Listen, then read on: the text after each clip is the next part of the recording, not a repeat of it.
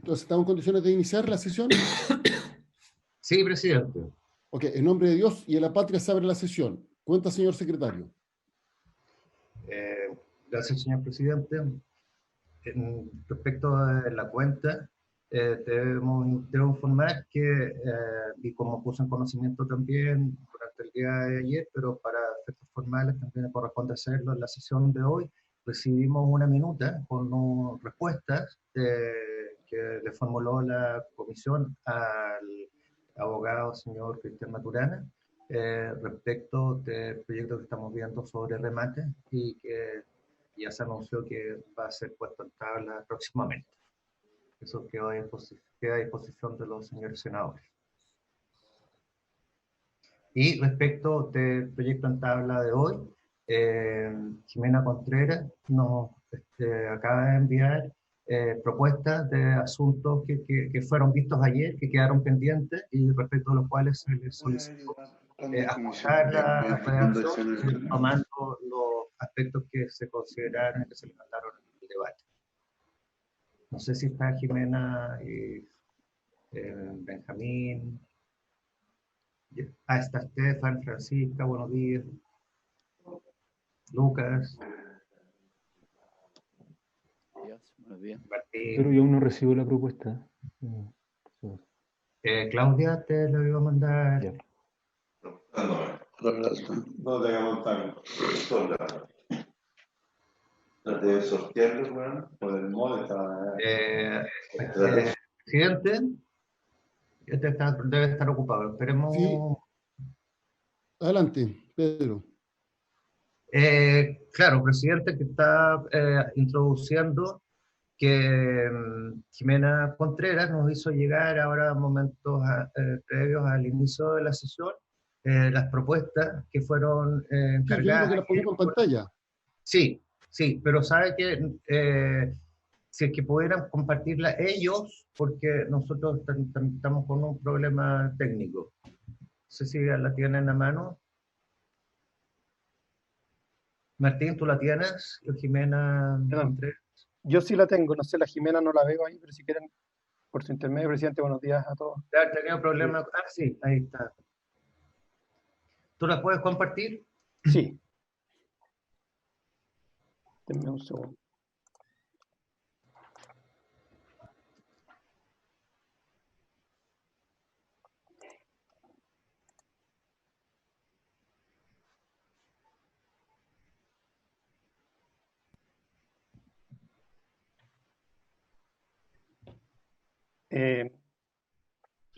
Parto explicándola, por su intermedio, presidente. Agregamos lo que está en rojo, es lo que se agregó después de la sesión de ayer, lo que está en azul es lo que habíamos modificado anteriormente. Entonces, se estableció el sujeto en la primera frase sobre la indicación de la restitución de derechos de embarque. Se estableció el sujeto en la primera frase donde dice en caso de no verificarse el viaje, ya sea por causa imputable al transportador, al pasajero o por razones de seguridad o de fuerza mayor sobreviniente, las tasas, cargos o derechos aeronáuticos que hubiere pagado el pasajero deberán restituirse por el transportador con o sin requerimiento del pasajero dentro del plazo de 10 días a través del mismo medio utilizado para pagar el billete de pasaje.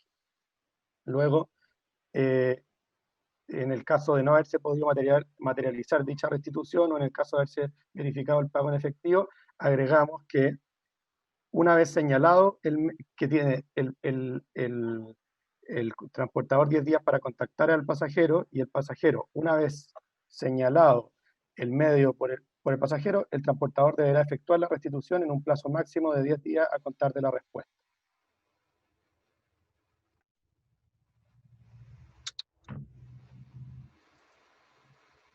Perfecto. Pregunta. Yo creo que está recogido lo que se planteó en la sesión pasada, así que felicito el trabajo que ha realizado el Ejecutivo. Mi pregunta es la siguiente. ¿Hay alguna hipótesis de no realización de viaje que pudiera no quedar comprendida dentro de lo que aquí se menciona?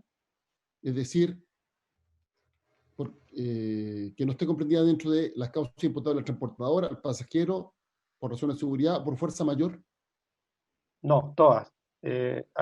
sobre todo están la imputable al transportador o no, y al pasajero, tanto a la... Pero si fuera un tercero, por responsabilidad de un tercero, y no fuera fuerza mayor,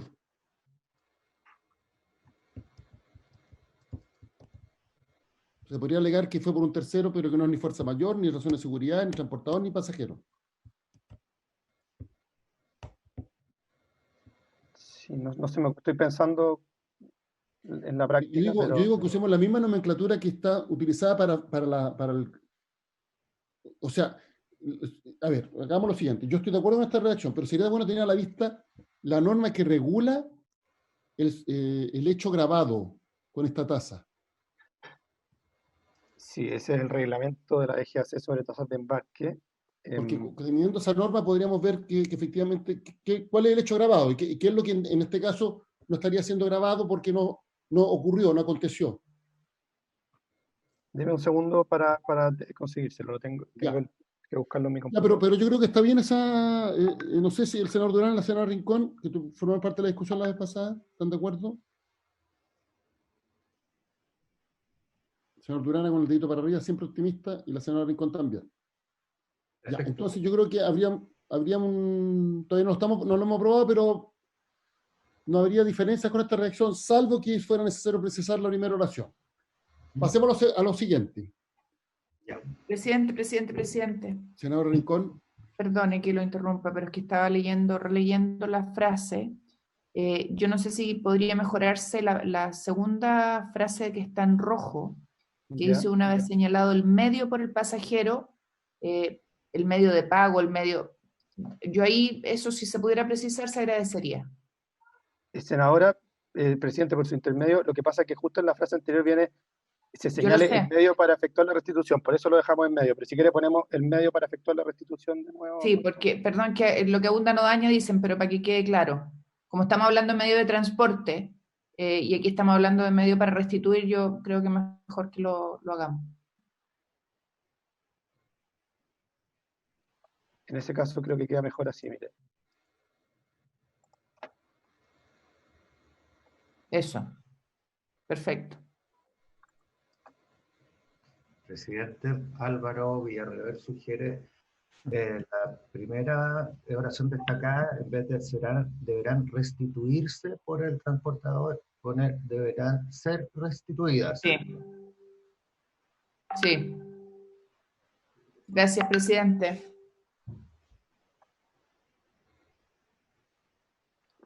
Presidente, una consulta.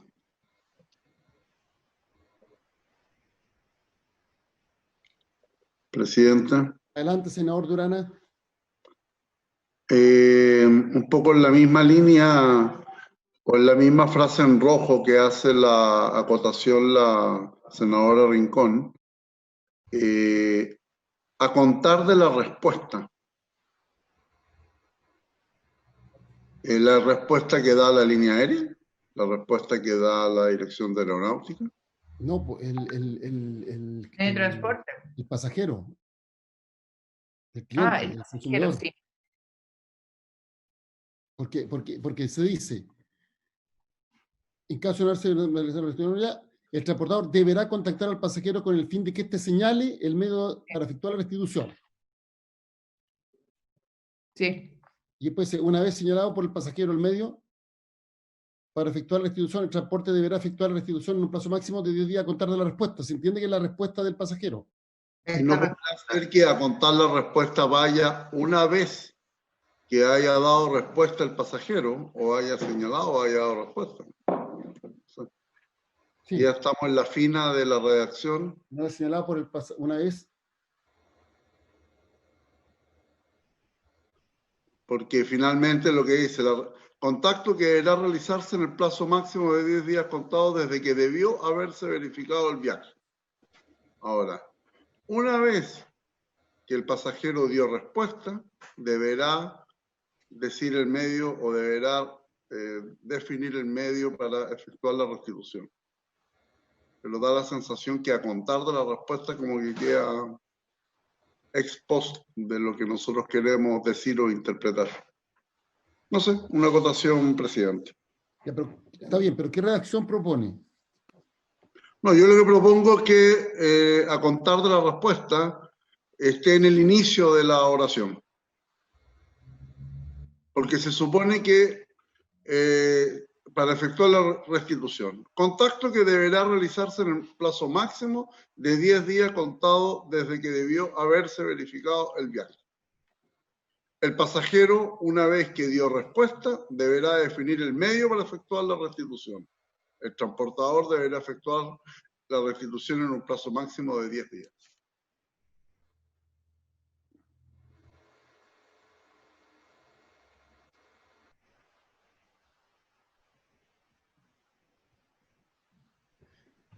Ya, vamos a ver a la secretaría si pudiera, ahí Sí. Álvaro, Pedro, La pudieran... senadora Rincón es profesora de castellano. Ella... Mi madre. Sí. Yo creo que ahí queda bien. ¿Ahí cuándo? ¿Ahí como está o aquí como, o ahí como propone el senador Durana? Como lo propuso. Nosotros lo vemos y después cuando lo exacto. Como la secretaría lo ve, perfecto. ponemos... Avancemos entonces a lo siguiente. A contar de dicha propuesta, podría, de No, pues dicha, no es propuesta, no es propuesta, es respuesta. a contar de dicha respuesta. O podría ser de dicha respuesta del pasajero, también lo que... O de la respuesta del pasajero. Es que una es señalada por el Es pasajero. mucho pasajero. Sí. De dicha Va respuesta. lleno el avión, De ¿eh? esta. Con tanto pasajero va lleno el avión. Ese fue un chiste muy malo, pero tengo peores. Quizás, presidente, ¿sabe qué? Quizás está de más a contar de la respuesta. Porque dice una vez señalado por el pasajero, pero bueno, si queremos ser... Una vez señalado por el pasajero el medio para efectuar la restitución, el transportador debe efectuar la restitución en un plazo máximo de 10 días, punto. No, pues 10 días, pero ¿contar de cuándo? Siempre hay que decir a contar de cuándo. Pero es desde una vez señalado por el pasajero, o el plazo para efectuar la restitución por el transportador será de 10 días desde No que poder acceder los 10 días. desde que el pasajero entregó Ya, la mire, información. dejemos a la secretaría para que haga la propuesta. Ya. Secretaría que lo Vamos a la siguiente. La siguiente es la indicación 20 sobre el certificado médico. Agregamos que, voy a leer cómo quedaría la indicación. La fecha programada para un viaje podrá modificarse si el pasajero prueba a través del certificado médico que está impedido de viajar. El certificado médico deberá indicar la razón del impedimento y las fechas entre las cuales el pasajero se encuentra impedido de viajar en avión. El pasajero deberá dar aviso al transportador antes del horario programado del vuelo y presentar el certificado médico ante el transportador en el plazo de 24 horas a contar del aviso. Con todo, el pasajero podrá optar por solicitar la devolución del monto pagado dentro del plazo de 30 días a contar de la fecha programada del viaje original. En caso de que el cambio se realice por un billete de pasaje de mayor valor, el pasajero deberá pagar la diferencia. La nueva fecha de viaje podrá fijarse en un periodo de hasta un año a contar de la fecha programada del viaje original. Aquí, en el fondo, se agregó mayor especificación al certificado médico. Se cambió la cronología de cómo el pasajero demostraba de acuerdo a la propuesta de la Secretaría de la Comisión, y también estaba el senador Durana iba a presentarla en la Comisión de Zonas Extremas. Esas son las tres pendientes. Pregunta, ¿qué se entiende después de la oración que está como en rojo, en burdeo? ¿Sí? ¿Qué se entiende la expresión con todo? Eso estaba en la indicación original, pero viene respecto a lo que está arriba. En el fondo, una vez establecido el impedimento de viajar, ¿qué alternativas tiene el pasajero?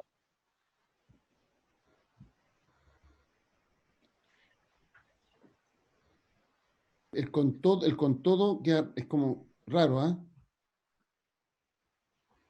Además, De esta forma podría ser.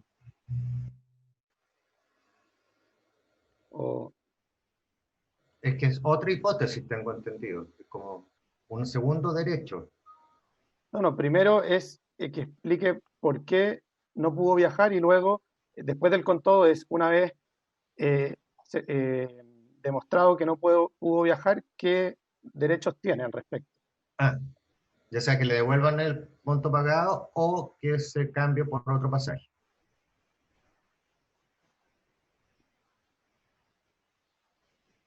Pero ahí, presidente, si me permite, lo que plantea Martín, porque comienza con todo el pasajero podrá optar, la verdad es que está además con todo, el pasajero podrá optar por solicitar la devolución del monto pagado dentro del plazo de 30 días contar de la fecha programada, y debería agregar o que un cambio del pasaje. Y en esta última hipótesis, si es que el pasaje tiene un mayor valor, pagar la diferencia. En el fondo, que quede definido las dos vías que tiene el pasajero.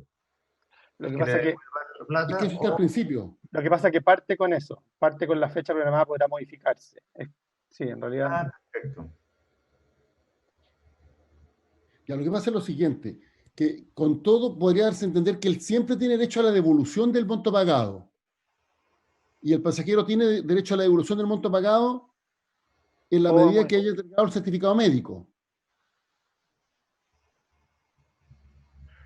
Tal vez quedaría, senador, por su intermedio, sí. La parte original es la fecha programada de un viaje podrá modificarse, ¿no es cierto? Presentando... en vez de con todo, sin perjuicio de aquello. O alternativamente, pensaba yo, pero también, sin perjuicio el pasajero... Sin perjuicio de aquello, el pasajero podrá optar. O podrá también optar... que puede optar en la medida que presentó el certificado dentro de plazo. Que está dicho arriba. La fecha programada por un viaje podrá modificarse si el pasajero prueba a través del certificado médico. ¿Ya? Y después dice, sin perjuicio de ello, también podrá optar por solicitar. Ya, la evolución del monto pagado. O en vez de sin perjuicio, porque sin perjuicio podría ser... Alternativamente podrá. Alternativamente. O en su defecto, alternativamente. Alternativamente, el pasajero podrá. Listo, hay que borrar la coma. No, ¿y qué pasa si pones podrá optar? No, es que para poder ligarlo lo de arriba, que es el punto que usted señala. No, pero lo que es clave es que esa alternativa existe en la medida que haya presentado certificado. Por eso, presidente, para poder ligarlo a lo que usted dice y resguardar el punto, uno debiera poner el pasajero podrá optar. Perdón, buenos días. Sugiero una propuesta, ¿no? Sí.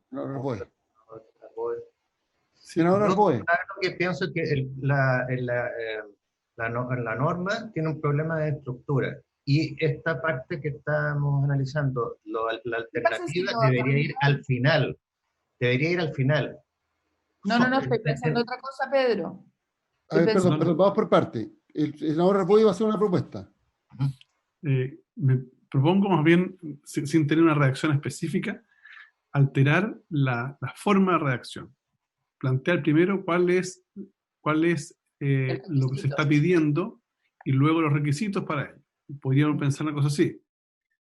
El pasajero que se encuentre impedido para viajar deberá acreditarlo mediante certificado médico, el cual indicará la razón del impedimento y la fecha entre las cuales el pasajero se encuentra impedido de viajar en avión. El pasajero deberá dar aviso al transportador ante el programado del vuelo y representar el certificado médico al transportador y podrá optar entre el cambio de la fecha programada para el viaje o la devolución del monto pagado dentro del plazo de 30 días. Es decir, poner la situación, luego el requisito y finalmente los derechos que tiene. Las alternativas. Y si, siguiendo la sugerencia de Felipe Arboe, si decimos la fecha programada para un viaje podrá modificarse el pasajero prueba a través del certificado médico que está impedido de viajar, y ahí ponemos la alternativa. Para que quede claro que ambas hipótesis son sobre la base de las razones médicas. Claro, pero lo que pasa es que, acuérdate que lo que estás planteando ahí, partes diciendo que la fecha programada de un viaje se puede cambiar. Sí. Por el certificado médico. Sí. ¿No es cierto?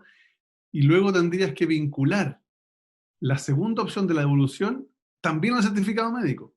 Sí, así Es es. más fácil poner las dos hipótesis juntas y después Eso es lo que vincularlas digo. al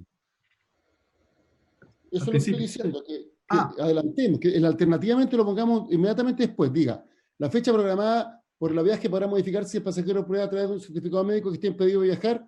Alternativamente, el pasajero podrá solicitar, No, podrá optar por podríamos poner, solicitar de monto pagado. o al revés, mira, Para Álvaro, su o la estadía fecha ordinaria. programada El para un certificado viaje médico, podrá mira, modificarse, la fecha programada para un viaje podrá modificarse o solicitarse la devolución del dinero si el pasajero prueba que... eso, más simple. El problema de estructura de la redacción, tiene razón Felipe. Hay un Ya, problema de tiene que estructura. ir al principio todo. Hay un La problema. mandatemos de nuevo a la Secretaría. Claro, lo que yo planteaba era que partiéramos con una redacción que dijera, el pasajero que se encuentre impedido de viajar por razones de salud podrá optar entre el cambio de la fecha de viaje o la devolución del monto pagado, siempre y cuando exhiba un certificado médico. ¿Sí? ahí estoy tratando de tomar lo que... O sea, bueno, Ya, pero ahí Álvaro y Pedro están con el mandato. Perfecto. me gustó más como estabais partiendo antes, Álvaro Comisión, no Álvaro Lizardo. La parte de abajo que decía, el pasajero que se encuentra impedido para viajar por razones, esa me gustó mejor. ¿Eh? No sé. Ya, pero si no es Álvaro, ese es...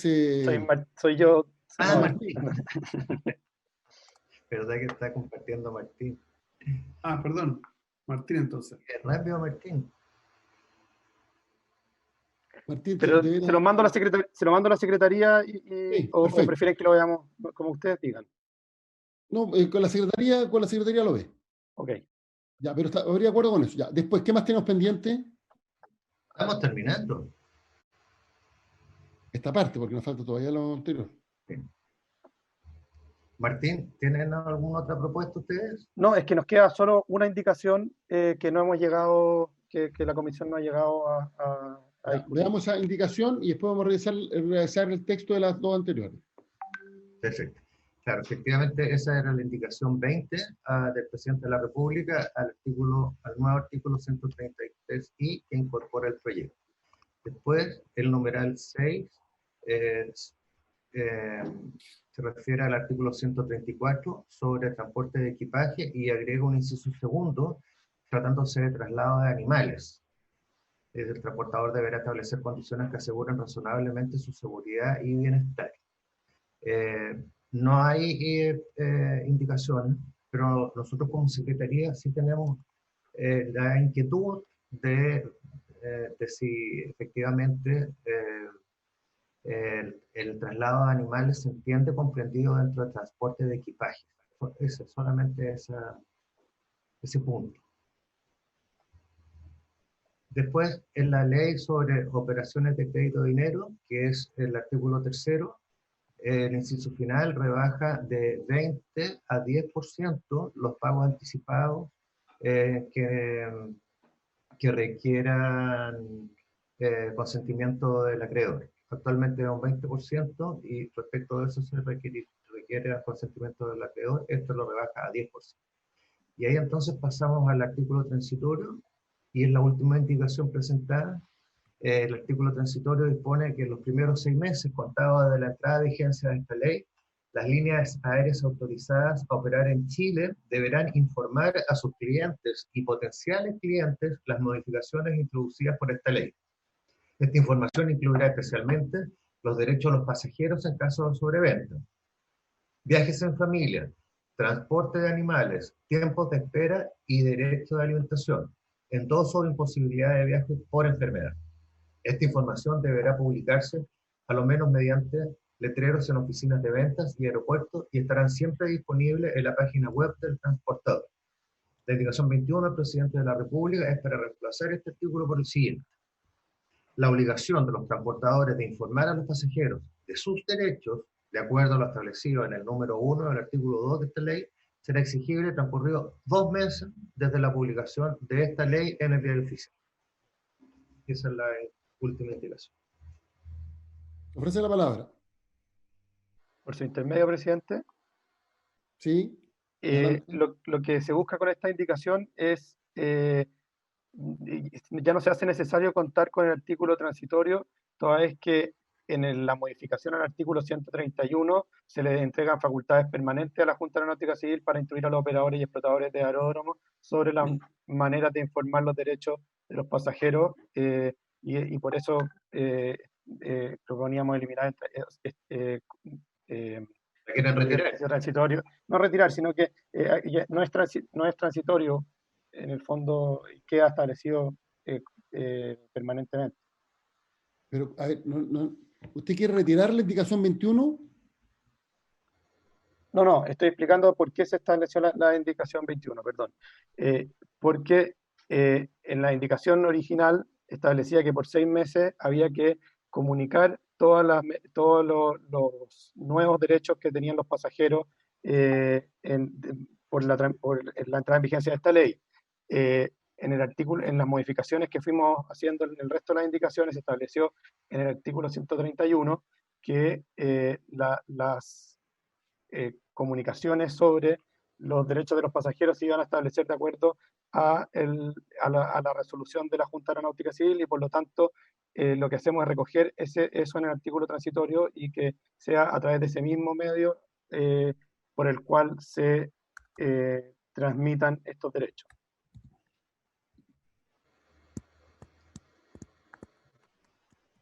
Ya, entonces, pregunta, ¿los únicos derechos que se establecen aquí son los del nuevo, son los del número 1 del artículo 2?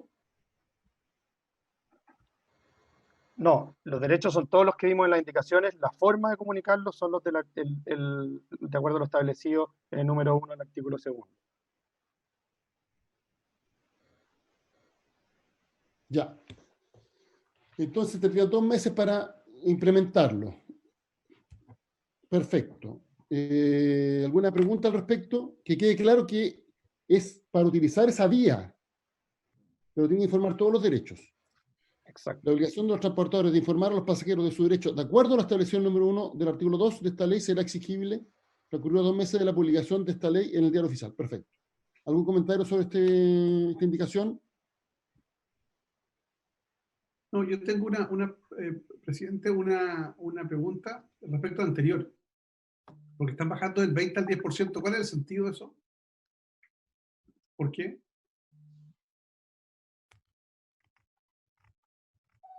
En el artículo tercero. Jimena Contreras, después Lucas. Sí, acá estoy, presidente, por su intermedio. Acá estamos viendo, es otra norma que no dice relación con el código aeronáutico, sino más bien con los derechos a prepagar los créditos.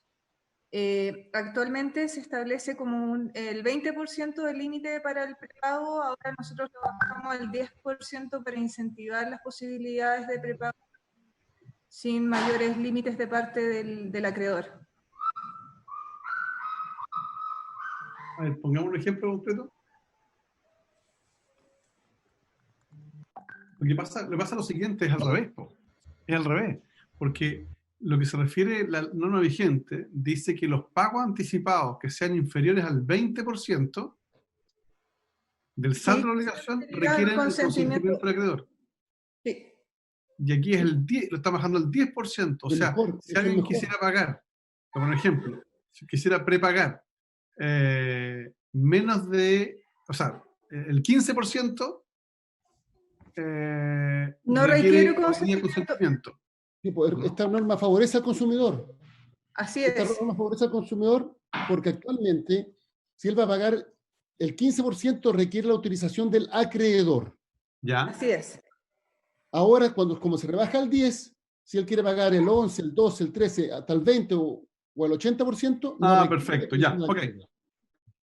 Presidente, por su intermedio... Eso es. O sea, baja el umbral para que el acreedor lo autorice, por tanto, restringe las posibilidades del acreedor de decirle que no. Ya. Exactamente. ¿Quién decide soberanamente? El deudor. Así es. Ya.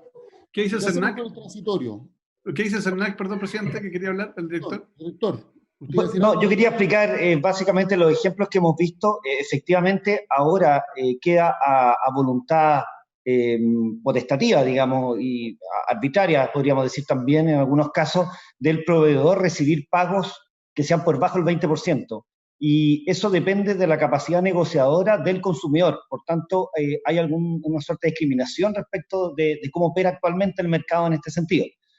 Hay consumidores que obviamente tienen buenas condiciones de crédito y por tanto pueden prepagar montos más bajos, pero los consumidores más vulnerables no lo pueden hacer, sino que tienen que llegar al 20%.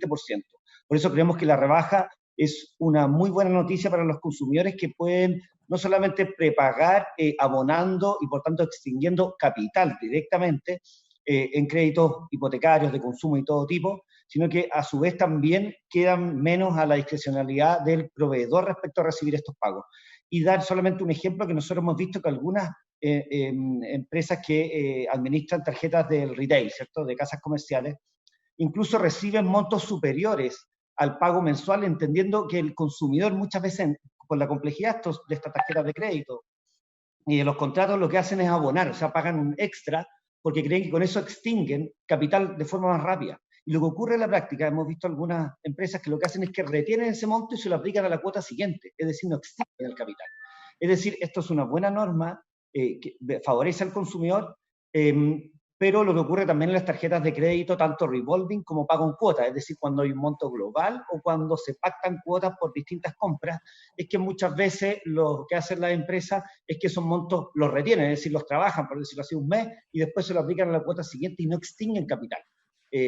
Siempre sería deseable en este tipo de tarjetas de crédito, sobre todo revolving, que no haya límite alguno, pero por lo menos para las operaciones de crédito más formales en cuotas como son los créditos de consumo y crédito hipotecario, esta es una buena noticia para el consumidor porque puede ir abonando y sobre todo en esta época de pandemia que hemos visto ese problema, montos menores y extinguiendo directamente el capital. Y eso significa que baja sustantivamente la carga financiera para esa familia, presidente. Eso es lo que quería explicar.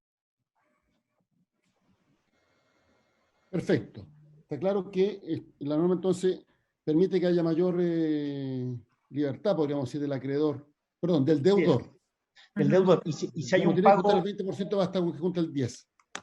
Así es, presidente. Y si hay un pago que se refiere a una tarjeta de crédito, sería ideal que se pueda extinguir cualquier capital, digamos, sin límite del 10 o el 20%, que es muy difícil de calcular ese monto para el consumidor. Eso puede quedar recogido en un reglamento, creo yo. Hay un reglamento ya que se refiere a eso. Pero ahí hemos visto una brecha este último tiempo, sobre todo en situación de pandemia, presidente. Perfecto. Vamos entonces al transitorio. ¿Habría acuerdo para aprobar el transitorio? Sí. Senador Arbó está de acuerdo. Vamos a recabar la unanimidad. Senador Galilea, senador Rincón, senador Durana. Ya, unánime entonces. Aprobamos el transitorio. Perfecto. No sé si tenemos los otros dos que están pendientes o todavía no tenemos la redacción. No, presidente, todavía no. Ya. Entonces volvamos a... Pero yo creo, estamos de acuerdo con el contenido de esos artículos. Sí. El tema es un tema de redacción. Ya, entonces, volvamos a lo que está pendiente del proyecto. Perfecto. Sí es. Se trabaja en la redacción de estos dos que están pendientes. Perdón, ¿no hay nada más pendiente en materia... Código aeronáutico no. ¿De código aeronáutico? No. Ya.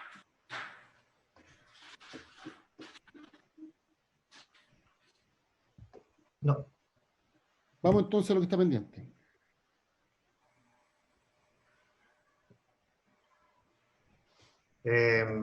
Presidente, bueno, ahí vamos a ir por el orden, por la estructura misma del proyecto.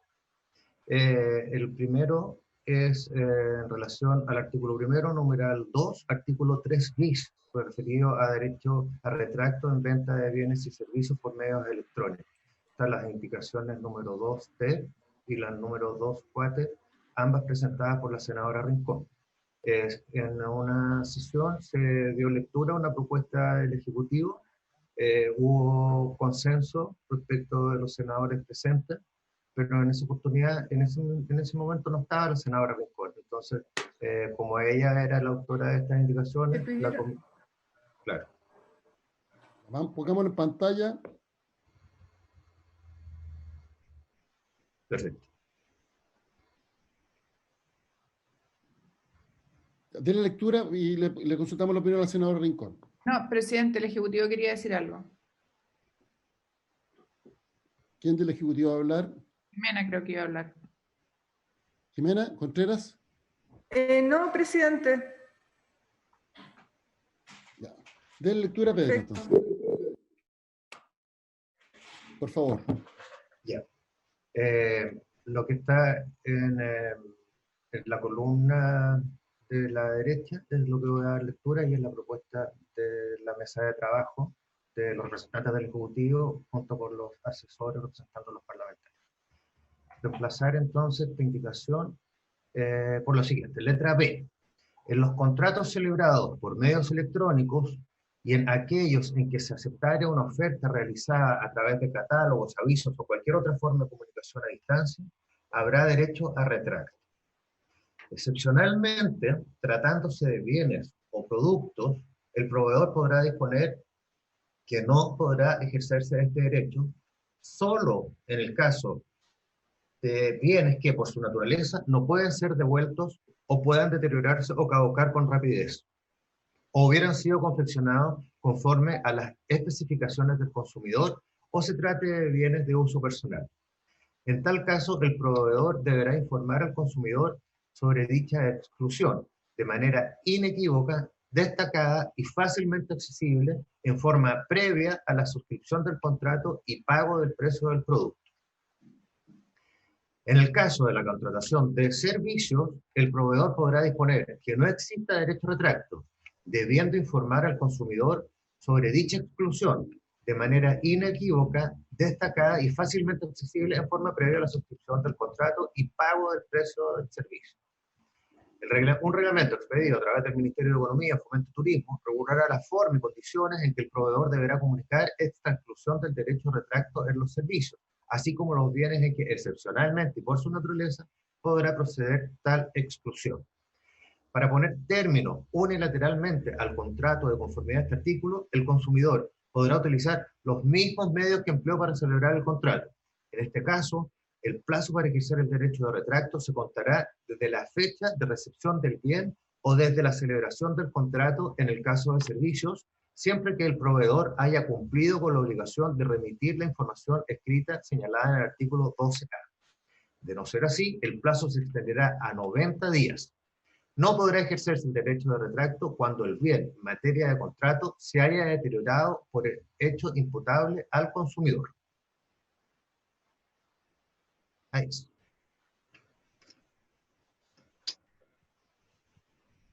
No, más abajo, ¿no? No, ahí terminé la lectura. Ya. ¿Qué es lo que decía el artículo 12A? Perdón.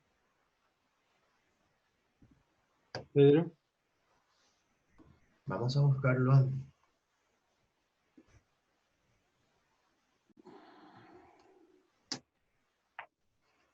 Acá tengo mi ley de usarme.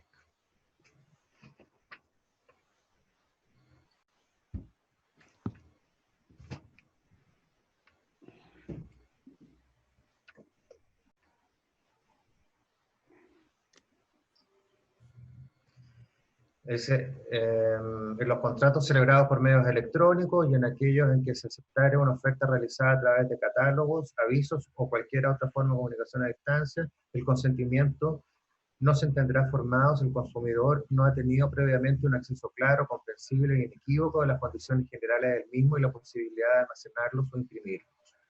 La sola visita del sitio de Internet en el cual se ofrece el acceso a determinados servicios no impone al consumidor obligación alguna, a menos que haya aceptado en forma inequívoca las condiciones ofrecidas por el proveedor. Una vez perfeccionado el contrato, el proveedor estará obligado a enviar confirmación escrita del mismo. Esta podrá ser enviada por vía electrónica o por cualquier medio de comunicación que garantice el debido y oportuno conocimiento del consumidor, el que se le indicará previamente. Dicha confirmación deberá contener una copia íntegra, clara y legible del contrato. Eso es lo que dispone el artículo 12A dentro del párrafo tercero, obligaciones del proveedor. Ok, gracias.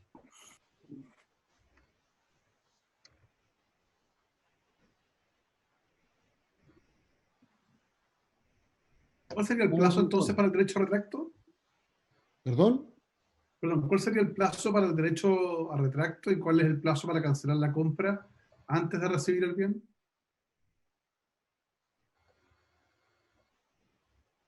Estaba en 3 meses, pero se amplía a 6, tengo entendido. Señor Jimena Contreras. Estoy, presidente, por su intermedio. Más adelante en el mismo literal se establece que el plazo de retracto se cuenta desde la llegada del bien o la prestación del servicio. En el caso del bien son de 30 días y si no hubiera llegado esa confirmación, 90. Lo que está usted mencionando de los 3 meses que se amplía a 6 meses es la garantía legal, no el derecho a retracto. Tiene razón, perfecto. Claro, lo que me pasa, Jimena, es que recuerde que conversamos en algunas sesiones anteriores, que es de común ocurrencia. Lo que tenemos hoy día es la proliferación del comercio electrónico a distancia. Y eso es natural y así va a ser el mundo para allá, ¿no es cierto? Las normas que tenemos hoy día vigentes son normas que establecían carácter excepcional o excepcionalísimo, digamos, de esas circunstancias. Y por eso establecían este derecho a retracto limitado. Pero hoy día, cuando ya ese comercio es masivo, hay percepciones que hay que regularlo de una forma distinta. Y conversábamos, por ejemplo, que cuando en una plataforma se vende un producto, la persona está de acuerdo en el precio, suscribe el contrato mediante el pago, o sea, la aceptación y el pago, y después recién del pago, le dicen cuándo le van a mandar el producto. Y puede ser que el envío sea determinante para la utilidad del mismo. Imaginémonos de una idea, que a la persona se rompió la cama y necesita la cama más barata en un retail que en el otro. Y resulta que va y compra ese que es más barato, pero resulta que después se entera de que el tiempo de envío son, no tengo idea, 60 días. No le sirve la cama. Habría sido más fácil probablemente comprar una más cara, pero que el envío fuera más rápido. Entonces, por eso haya puesto la preocupación de que incorporáramos una norma de que las condiciones de despacho deben ser exhibidas con anterioridad a la suscripción del contrato. Es una cosa. Y lo segundo, que también surge desde la práctica, es que lo que está pasando es que están cobrando el despacho por producto. Lo cual es bien delicado porque en estricto rigor le endosan al cliente el costo de la logística que está en diferentes lugares. Me voy a poner un ejemplo. Si yo compro en una determinada tienda, compro 3 productos, puede ser que esa multitienda tenga esos 3 productos en 3 bodegas distintas y me van a cobrar 3 despachos distintos. ¿Se fijan? Entiendo, presidente, por su intermedio, las aprehensiones del senador Arboe. Es importante que en esta materia el CERNAC pueda explicarle al senador qué es lo que está ocurriendo en la práctica en este periodo intermedio entre la suscripción del contrato y la recepción del producto. Si le pudiera ceder la palabra al director del CERNAC. Perfecto. Director. Muchas gracias, presidente, por su intermedio. Comentar que la contratación a distancia efectivamente en este tiempo de pandemia se ha multiplicado. Solamente los reclamos que ha recibido el CERNAC se han triplicado en este periodo. La regulación en materia de comercio electrónico está dispersa en nuestra Ley de Protección al Consumidor. Perdón.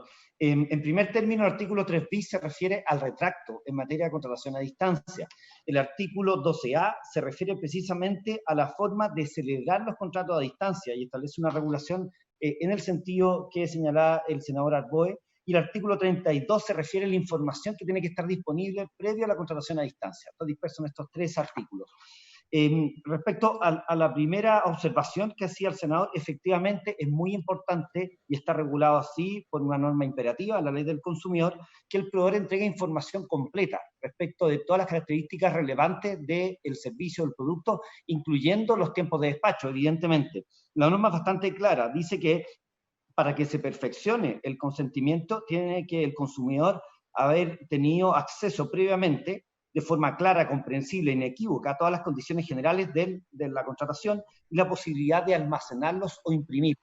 Es decir, no solamente tener acceso a la información previa al consentimiento, sino que además tener la posibilidad de poder almacenar digitalmente, por ejemplo, a través de un correo electrónico, todas las condiciones por las cuales contrató, previo a la contratación. Eso es muy importante. Si no es así, se comete una infracción. Nosotros hemos estado fiscalizando lo que ocurre en el comercio electrónico y particularmente el segundo punto que señala el senador Arboe, efectivamente hemos recibido un volumen importante de reclamos, no son todas, pero algunas casas comerciales lo que han hecho es que cobran un despacho, por cada producto, independiente de que haya un carro de compra que se denomina, una agrupación de productos, y eso muchas veces no está bien informado. Creemos que ahí está el principal problema. Si bien la empresa puede tener una política distinta, con un modelo de negocio distinto, tiene que informarlo previamente. Nosotros estamos haciendo una investigación colectiva, en ese sentido esperamos tener resultados pronto. Y aquí lo importante para terminar es que el artículo 12A, que establece la forma de contratación, establece también taxativamente la obligación del proveedor de enviar confirmación escrita.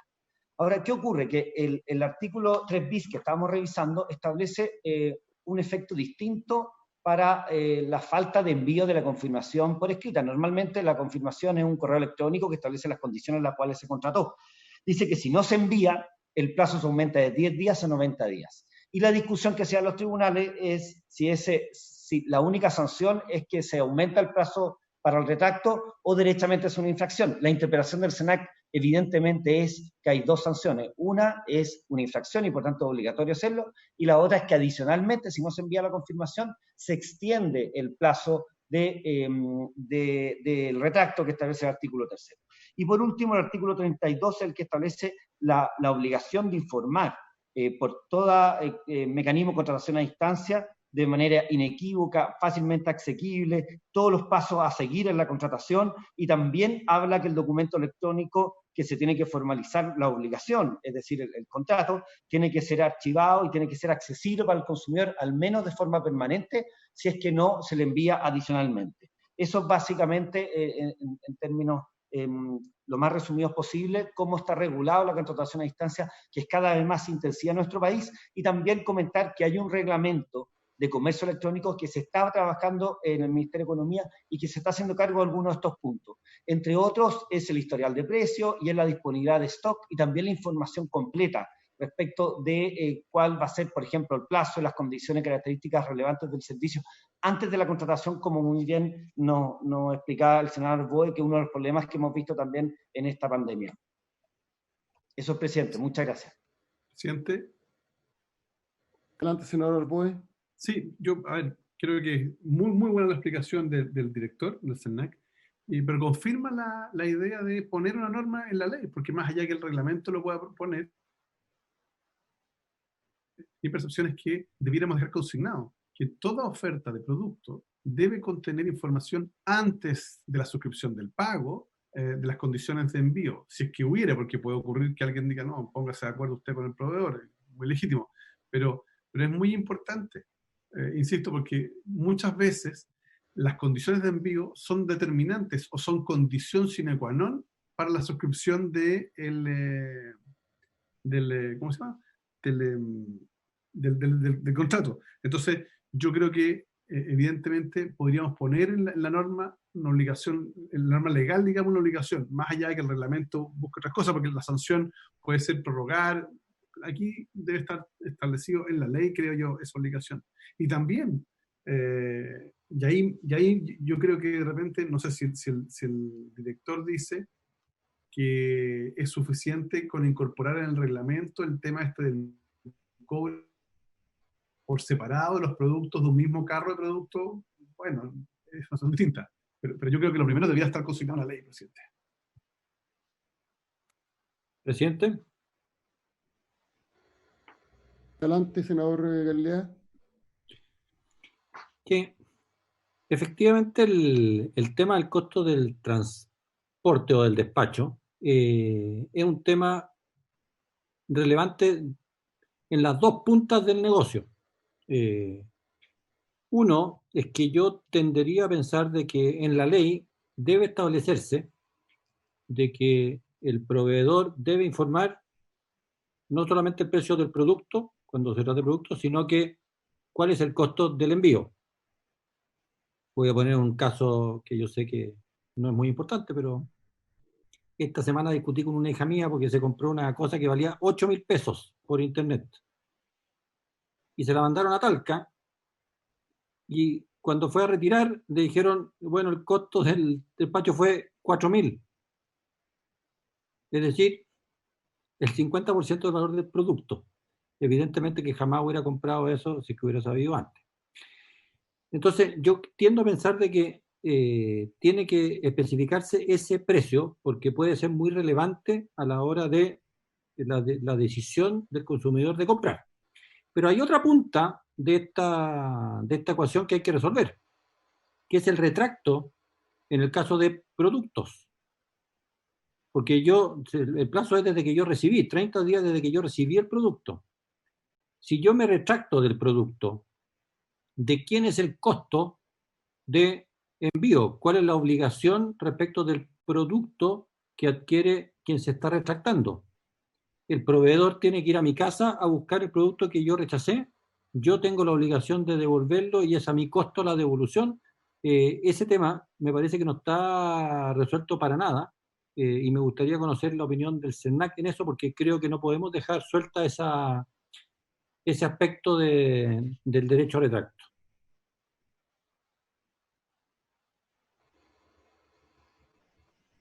Director. Perdón, presidente, si entendí bien la pregunta es, ¿qué ocurre con el plazo del retracto si se computa desde que se recibe el producto? ¿Cierto? Por cierto, No, lo que pasa es que estamos definiendo de que voy a referir solo a productos. El derecho a retracto se considera, tiene un plazo de 30 días desde que yo recibí el producto. Bien, pero nada se dice respecto de qué significa en la práctica este derecho a retracto.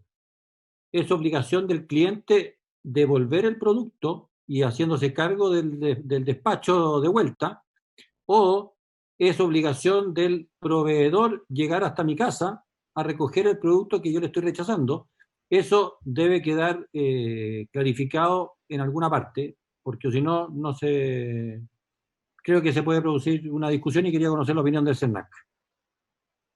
Sí, presidente, por su intermedio. Efectivamente, el derecho a retracto tiene una estructura que es un poco más compleja, está recogida en los sistemas comparados. Y efectivamente, toda la retrologística corre por cuenta del proveedor, de la empresa.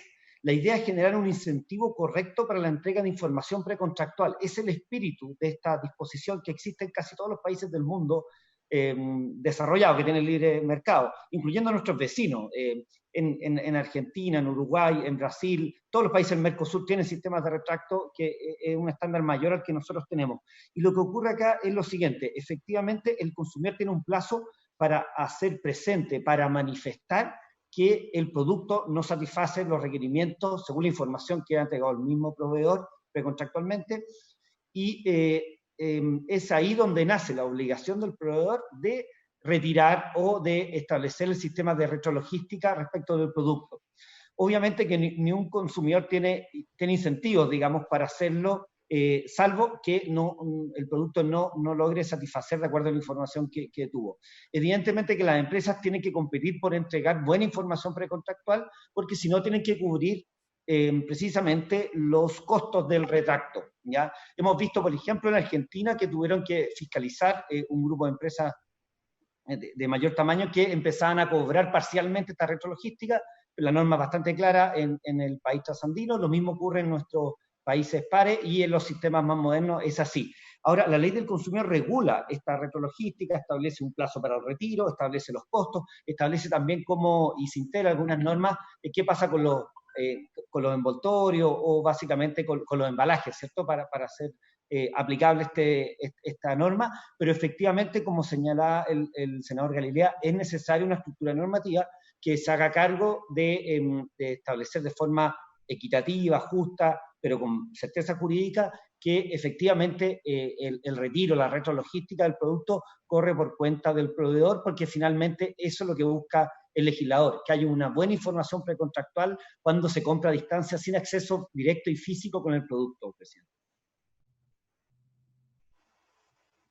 Ya, pero, perdón, presidente, pero en la práctica lo que está planteando el senador Galilea es cómo opera el derecho a retracto el comercio electrónico. Yo tengo que mandar la cosa a dónde, cómo la mando de vuelta, la van a buscar, cómo opera eso. Sí, presidente, por su intermedio, el plazo que establece la ley es para que el consumidor ponga en conocimiento del proveedor, del empresario, que el producto que va a ejercer el derecho a retracto. No tiene que invocar ninguna razón, simplemente que ejerce el derecho a retracto, y es el proveedor el que tiene que ir a retirar a costo de él toda la retrologística, todo lo que significa ir a buscar el producto y llevárselo, corre por cuenta del proveedor. Eso está regulado en todos los sistemas comparados del retracto. No hay un sistema comparado que establezca que el consumidor tiene que pagar parte de él. No es así. Bien, pero ¿y cómo hacemos eso en la práctica? Voy a poner un ejemplo. Si yo por alguna razón me retracto de un producto que compré en una empresa del retail chileno, lo va a obligar todo esto y la empresa del retail chileno va a tener que adoptar los mecanismos para ir a retirar el producto. Check. Pero si lo compro en Amazon, Amazon me va a decir, oye, problema suyo, no sabe que no. ¿Cómo se regula eso en la práctica?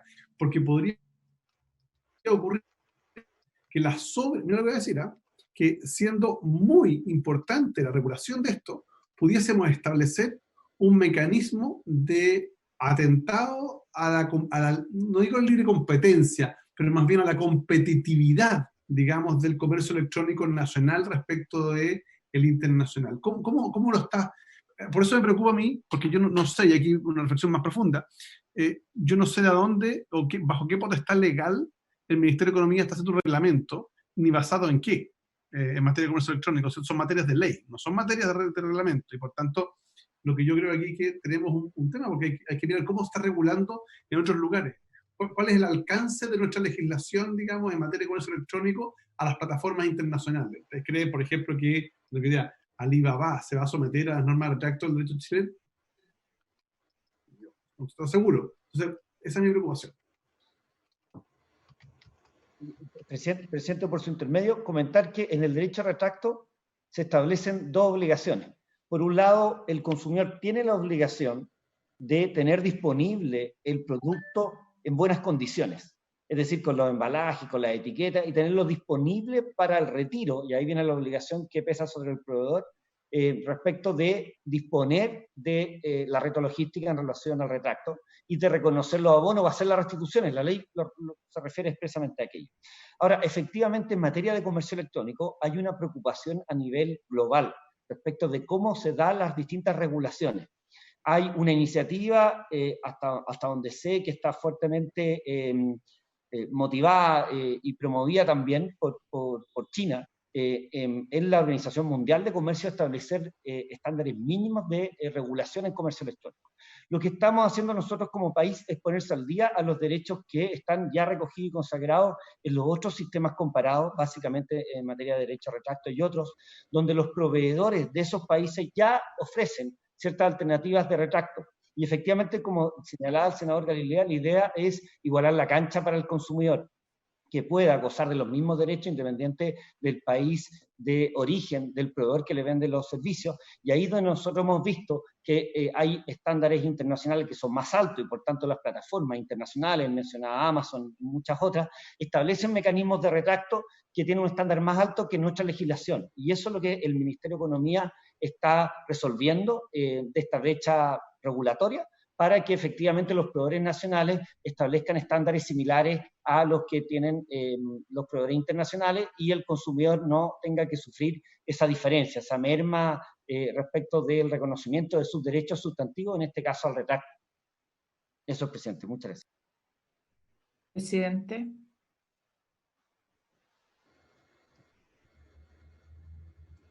Presidente. No. Presidente. Esta es presidenta accidental. Lo perdimos. Antes, senadora. Gracias, presidente. A ver, primero yo creo que nos está cogiendo la propuesta que nosotros hacíamos de ordenar la norma, y era dejar el retracto como norma general y hacer luego un listado de excepciones legales, en donde obviamente pudiera entrar un reglamento para especificar o ver las condiciones en que eso se hacía. Y la verdad es que deja la estructura de la norma actual, y aumenta el desorden y confusión mezclando regulación de bienes y servicios, y creo que no era el sentido de lo que estábamos planteando nosotros. Presidente, por su intermedio. Adelante, Jimena. Acá la verdad es que sí, tratamos de recoger todos los requerimientos que se formularon en su oportunidad, que decían en relación efectivamente con mantener, en el encabezado de la norma se establece la regla general, que es el retracto, y las letras, los literales son las excepciones, o las regulaciones especiales. Tenemos específicamente la letra B, lo relativo a contratos electrónicos, y lo que hicimos nosotros fue separar los bienes de los servicios, que en la primera propuesta venían mezclados y tenían ustedes el problema de que no se entendía cuál era la regla. Se establece expresamente que en el caso de los bienes solo se podrá establecer este derecho en la medida que se trate de bienes específicos, y en esta especificidad se incluyeron los casos que son los que señaló la senadora en la legislación colombiana y española, se recogieron de manera expresa, no están en un listado porque es por técnica legislativa, porque como ya es un artículo que tiene numerales y a la vez literales, y además se incluía una lista, quedaba muy desordenado y es imposible abarcar todos los casos, pero se incluyeron todos los del listado de la legislación colombiana, que fue los que pidió la senadora. Acá me estoy refiriendo a los bienes que por su naturaleza no pueden ser devueltos, o que puedan deteriorarse o caducar con rapidez, o que hubieran sido confeccionados conforme a las especificaciones del consumidor, o se trate de bienes de uso personal. Acá, en cada uno de los casos, se estableció que el requerimiento que hizo el senador Arboe, en orden a que se debía informar al consumidor de esta exclusión de manera inequívoca, destacada, fácilmente accesible y en forma previa a la suscripción del contrato y pago del precio. A continuación, se aborda la situación de los servicios, en los cuales el proveedor puede establecer que no hay derecho a retracto, pero debe informarlo en estas mismas condiciones, y a continuación se sigue con la normativa tal cual como estaba en el literal. Por lo tanto, sí tratamos de recoger todos los requerimientos que se hicieron en su momento. Ahora, las aprehensiones que les están surgiendo en orden a la situación del pago, por ejemplo, de la forma en que se ejerce este derecho a retracto, efectivamente estamos trabajando y tenemos un reglamento de compras electrónicas que sí contiene este tipo de regulación. En este reglamento también se pueden contener esas especificaciones, y tal cual como dijo el director del CERNAC, es una situación que se va analizando dependiendo del tipo de contrato de que se trate, pero siempre es de cargo del proveedor, o así es como se establece o debería aplicar. Eso, no sé si ustedes tienen como alguna otra sugerencia o quieren agregar otro punto, analizarlo y revisarlo para ver de qué forma lo podríamos incluir en el artículo. Senadora Rincón. Presidente, lo que pasa es que debiera dejarse, como digo, el retracto en general como un derecho, y después especificar las otras razones, pero no lo veo así en la redacción, no sé si estoy leyendo mal. En el encabezado del artículo, presidente, es que no se ve acá, porque la propuesta que se refiere al literal B directamente, pero la regla general está contenida en el encabezado del artículo 3. ¿Lo podemos ver? No sé si hay a la mano que lo puede. Veámoslo. Si lo pueden poner en pantalla.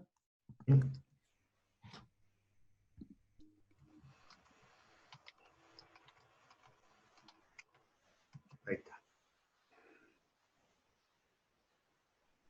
Claro, el encabezado es para las dos letras, las dos hipótesis que siempre tuvo el derecho a retracto. El consumidor podrá poner término unilateral al contrato en el plazo de 10 días contados desde la recepción del producto o desde la contratación del servicio y antes de la prestación del mismo, en los siguientes casos. El caso de la letra B, la que hemos trabajado, es cuando es la contratación a distancia.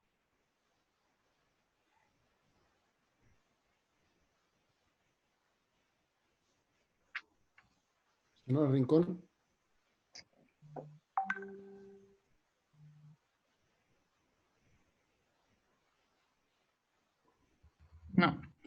Presidente, sigo con mi punto. No dice eso el artículo dice el consumidor podrá poner término y señala los casos. Eso no es retracto en forma general.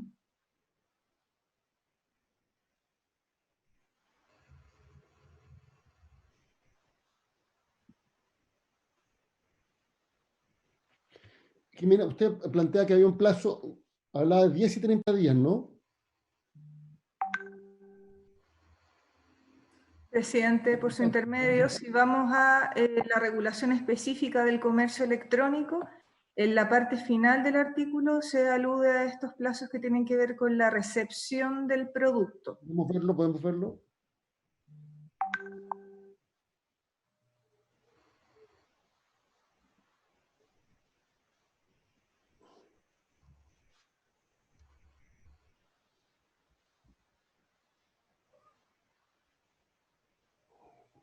Jimena, ¿cuál Pero parte el- te refieres?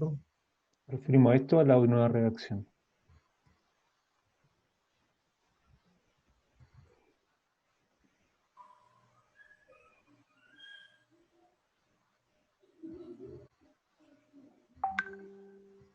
Jimena, esta parte de la nueva redacción lo que hay que, a lo que te quieres referir.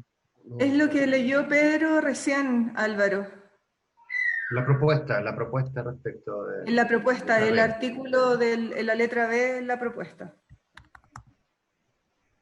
Si se avanza en el literal, en la página siguiente, acá, para poner término lateralmente al contrato de conformidad a este artículo, el consumidor podrá utilizar los mismos medios que empleó para celebrar el contrato. En este caso, el plazo para ejercer el derecho a retracto se contará desde la fecha de recepción del bien o desde la celebración del contrato en el caso de servicios, siempre que el proveedor haya cumplido con la obligación de remitir la confirmación escrita señalada en el artículo 12A.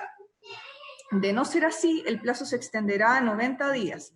No podrá ejercerse el derecho a retracto cuando el bien materia del contrato se haya deteriorado por hecho imputable al consumidor. Ahí está la excepción y lo que planteábamos en orden a que cómo se cuentan los plazos es distinto a cuando se trata de un contrato regular no por medios electrónicos. Y en la medida que siempre haya llegado la copia escrita del contrato suscrito por medios electrónicos al correo de quien haya, del consumidor.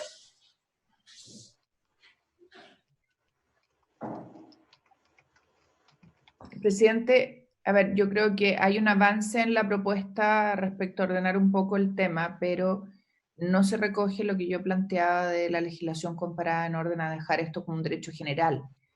Aquí lo que se hace es establecer los casos en los que hay derecho a retracto, pero eso no es un derecho general. Entonces eso me preocupa.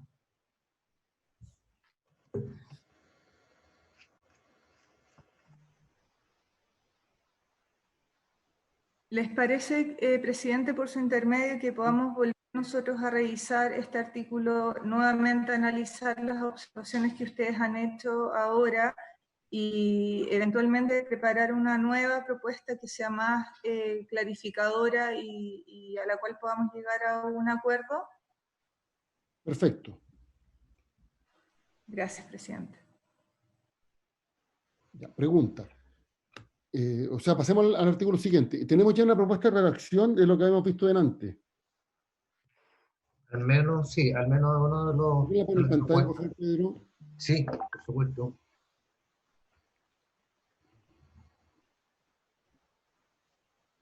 Sobre el artículo, sobre el código aeronáutico, ¿no es cierto?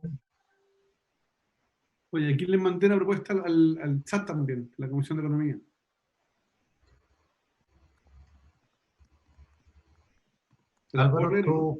Álvaro Villarroel, ¿tienes la propuesta para poder compartirla? La tuya, Pedro, no la tengo. Yo mandé una propuesta al chat de la comisión. Si quieren se las leo. Presidente. ¿Sí? ¿Sobre cuál norma, senador? Sobre el código aeronáutico, el certificado médico. Perfecto. Dice, en caso de impedimento de salud, el pasajero podrá optar por el cambio de fecha del viaje o la devolución del monto pagado. Para ello, deberá comunicar al transportador antes de 24 horas a la fecha del viaje la imposibilidad que le afecta, la cual deberá acreditarse mediante certificado médico que acredite la naturaleza del impedimento y las fechas durante las cuales no se podrá viajar. Este certificado deberá enviarse al transportador, quien deberá contar con un medio virtual habilitado al efecto en su sitio web. La falsificación, adulteración o mal uso del certificado médico será sancionada conforme a las normas del Código Penal.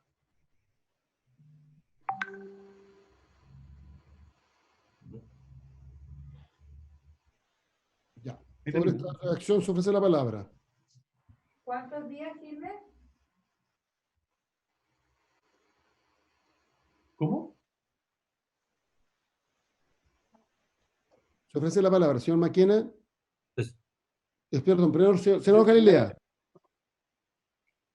nota que la redacción del senador Arboe mejora el aspecto al que yo le tengo mucho temor, que es el mal uso, haciendo ver de que puede ser sancionado penalmente el mal uso de estos certificados.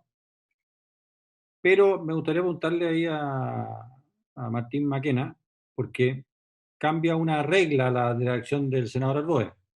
La regla anterior decía de que uno tiene que avisar hasta 24 horas después de la fecha del pasaje, porque efectivamente, no sé, pues te puede haber dado apendicitis el mismo día que viajaba, en fin, y por tanto era 24 horas después. No sé qué es lo que mejor corresponde para que esto funcione bien. El criterio que venía antes, que era 24 horas, hasta 24 horas después de la fecha, o si tiene que ser 24 horas antes, y cómo salvamos al que le dio apendicitis el día que tenía que volar. La norma propuesta decía, la norma propuesta original, tiene que ser avisado antes de la hora programada. Y el certificado debe ser entregado dentro de las 24 horas siguientes. Pero había obligación de avisar antes de la hora programada. Eso decía la propuesta del Ejecutivo. Sí. Así es. Presidente, aquí solucionamos un problema técnico y tenemos la propuesta, una redacción de la Secretaría. A ver, dígala, por favor. Dice, si el pasajero prueba a través del certificado médico que está impedido de viajar, podrá modificarse la fecha programada para un viaje u optar por solicitar la devolución del monto pagado.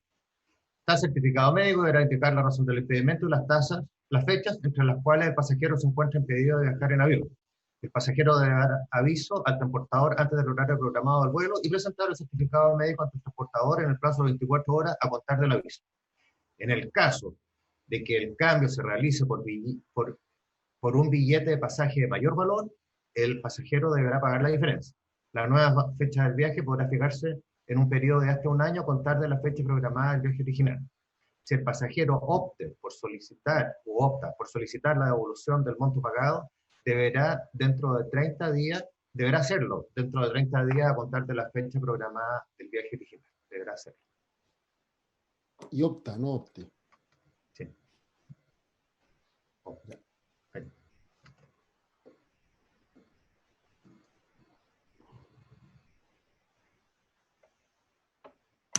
Ya, ese es más o menos la propuesta del Ejecutivo con la nueva redacción. Ya, hay un párrafo que agregó Felipe que se refiere a las sanciones penales. Y quizás podríamos agregar. Por su intermedio, presidente. Sí, adelante. Lo que conversamos ayer con el Ministerio de Economía, le pido si a la Jime tal vez puede aclarar, la falsificación de instrumentos como el certificado médico ya está penada en otros artículos, en otras leyes, por lo tanto se puede agregar, pero no es necesario hacerlo. Ya, entonces, sobre esa redacción que se ha propuesto. Sobre esa redacción estamos, por nuestro lado, ok, es lo que habíamos conversado anteriormente.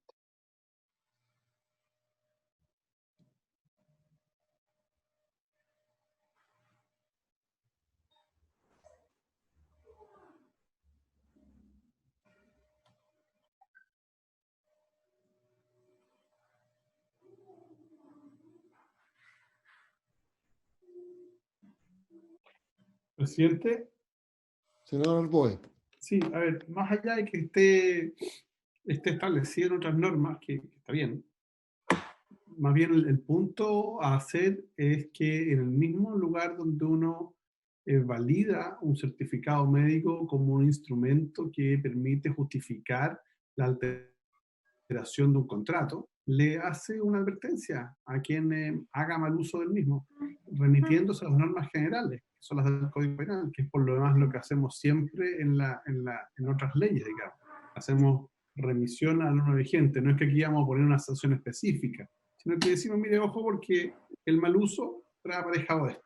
Y eso creo que siempre actúa como un elemento disuasivo, y además correcto, porque va generando un ecosistema jurídico, va incorporando las sanciones ya establecidas en otros cuerpos legales, digamos, las mismas sanciones, para efectos de darle mayor importancia al respeto al principio de la buena fe, digamos. Eso por un lado. Y lo segundo es que a mí me parece bien la reacción de la comisión. Insisto, lo más importante es que quede claro que los derechos alternativos, que ambos derechos son alternativos y que requieren de este certificado médico, etc. Creo que es relevante. Y lo de las 24 horas, sí, puede ser más adelante. Después y tiene un punto el senador Galilea. ¿Qué hacemos con el que le dio apendicitis, digamos? Ahí hay una situación. Y respecto del artículo anterior, a la discusión anterior, me gustaría saber si hay o no acuerdo de los integrantes de la comisión para incorporar una norma relativa al despacho. Yo insisto que el tema del despacho es determinante, cada vez es más determinante para la suscripción de un contrato, de un convenio, de un contrato de comercio electrónico. Presidente. Senador Galilea. En estos dos temas que acaba de plantear el senador Arboe, a mí me gustaría no solamente poner la responsabilidad penal en este mismo artículo para que sea dado todos los prejuicios respecto a los certificados médicos que ya expliqué en la sesión pasada, de que esté clarísimo de que esto acarrea sanciones, y no solamente porque a lo mejor el consumidor acaba va a pensar que este es un problema del médico. No, yo pondría que acarreará las sanciones penales tanto para el médico como para el que hace mal uso del certificado, cosa de que esto nunca se lo tomen para tan livianamente. Y respecto al otro tema que hacía mención el senador Arboe, yo creo que así como todas las condiciones del retracto tienen que estar informados públicamente, el precio del despacho tiene que estar informado antes del pago del producto, porque si no, ahí es donde se produce, y yo creo que eso sí que debe decirlo así la ley. Cuando uno llenó el carrito, perfecto, llenó el carrito, despacho tanto, y solo después de eso uno ya aprieta la tecla comprar, pagar. Sí.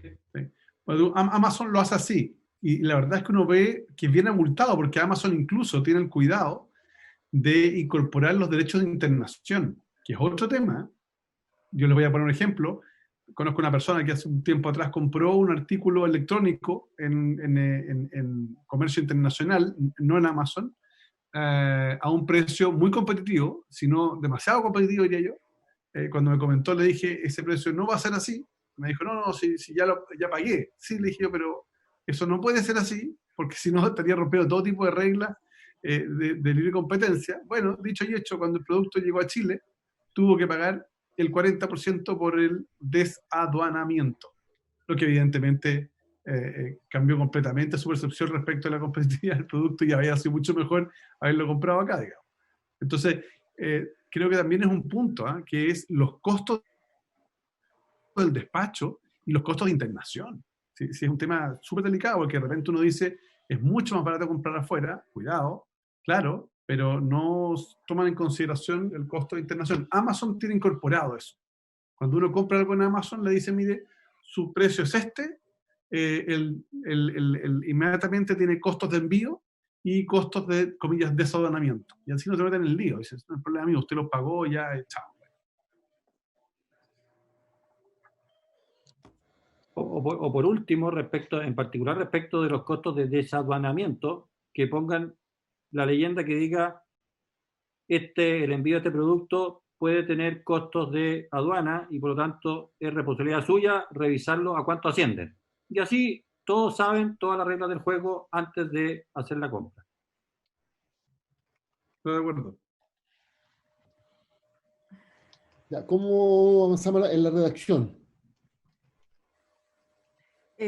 Presidente, por su intermedio, vamos a analizar lo que han planteado los senadores Galilea y Arboe para incluir la propuesta o fortalecer lo que se establece respecto del artículo 12A, para que no quepa duda y ver qué es lo que podemos incluir para mejorar la regulación que hoy tenemos. Si vamos al tema de la propuesta que teníamos en materia de código aeronáutico, que es la que estamos revisando y que se ve en la pantalla, no tenemos ningún problema en que se incorpore expresamente las sanciones que correspondan penales en caso de falsificación de certificado, por ejemplo. Así que estamos de acuerdo con que se incluya como lo propone el senador Arboe, manteniendo la propuesta respecto de la parte roja del texto que se ve en la pantalla. Ya, perfecto. Senador Arboe, ¿nos podría ayudar a incorporar esa remisión a las sanciones penales? Pues está, usted lo mandó por chat. Ya. Sí. Perfecto, lo voy a buscar acá. Y por favor que se incorpore que esa sanción penal es respecto, esa responsabilidad penal es respecto del médico y también de quien hace uso del certificado. Ahí tuve que dejarte compartir pantalla para ir al chat. ¿O lo compartió por WhatsApp de la comisión, senador? Sí. ¿Por el WhatsApp de la comisión? Perfecto. Sí. Por WhatsApp está. Por WhatsApp.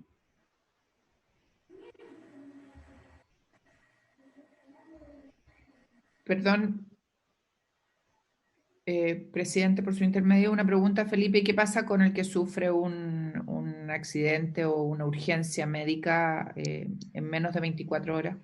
No, por eso, de acuerdo, no, sí, lo que plantea... con al menos 24 horas de anterioridad. Sí, no, y eso se puede cambiar. Ya. Yo tengo la Lo que flexibilidad pasa, propia. Yo entiendo lo siguiente, que había un cuestionamiento en la sesión anterior del senador Galilea respecto del certificado médico como tal. Que podía... bueno, todos sabemos los cuestionamientos que hay al respecto. Bueno, no vamos a profundizar sobre el tema. Pero en el caso de un accidente o algo así, estamos hablando de una fuerza mayor, estamos hablando además de un hecho indubitable, indemnitivo, fácilmente acreditable. Si una persona está hospitalizada, digamos, es mucho más, eso tiene una forma de acreditación que es mucho más fácil porque es un hecho casi indubitado que si se trata, no sé, pues de un certificado médico que si la persona usted puede viajar porque padece una enfermedad X, pero que no es evidente que así sea.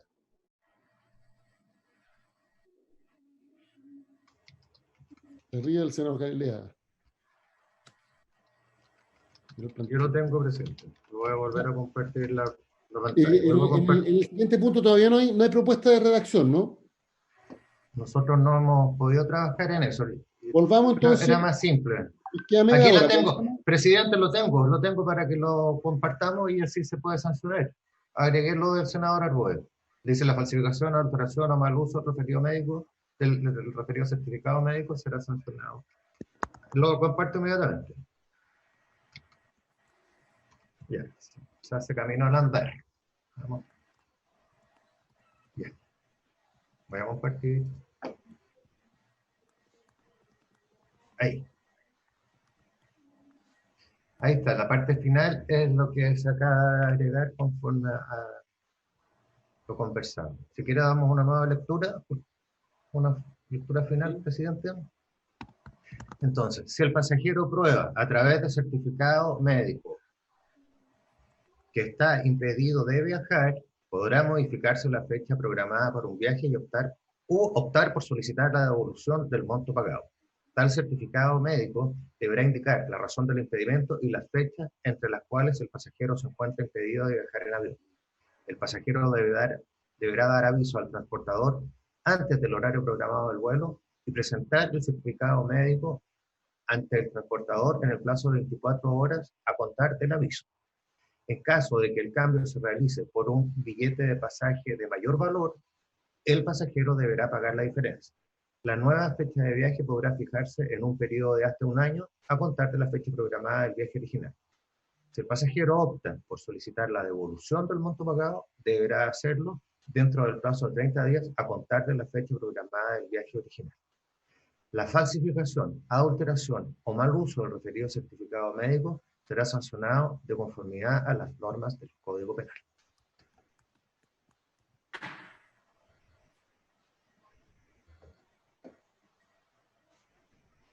Presidente. Sí. Se ofrece la palabra. Presidente. ¿Tengo que leer? En la última frase, que es falsificación, adulteración o mal uso del referido certificado, están todas referidas al cliente. Yo creo que de esa frase debe partir con el indebido otorgamiento, la falsificación, adulteración o mal uso, y ahí estaríamos incluyendo tanto al médico como al cliente. Sí, tengo una duda respecto al... O sea, está bien incluir a quien lo emite, pero no sé si la palabra sea el indebido. Sí, no, tampoco sé cuál es la... Jurídicamente, el indebido puede ser un certificado que no tenga justificación médica. O sea, a ver, se lo planteo de otra manera. Las COMPIN pueden rechazar una licencia porque no comparte la decisión del médico respecto al otorgamiento del descanso, de la necesidad de guardar reposo. Pero no significa que el médico haya faltado la verdad, que haya hecho una falsificación, ni nada por el estilo. Es un diagnóstico que un grupo de médicos no comparte respecto a otro médico. Y eso, en un sentido lato, es un otorgamiento indebido. Pero no significa que sea penalmente perseguible.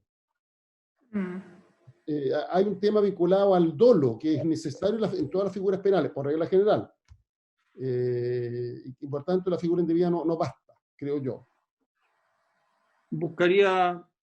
Estoy de acuerdo con ese análisis. Hay que buscar la palabra o el verbo adecuado.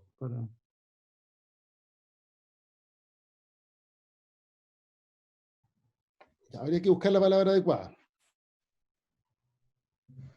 Nosotros hicimos, a propósito de otras modificaciones, un delito que se llama el fraude de subvenciones, que es usar instrumentos, falsear información para obtener ciertos beneficios, ¿ya?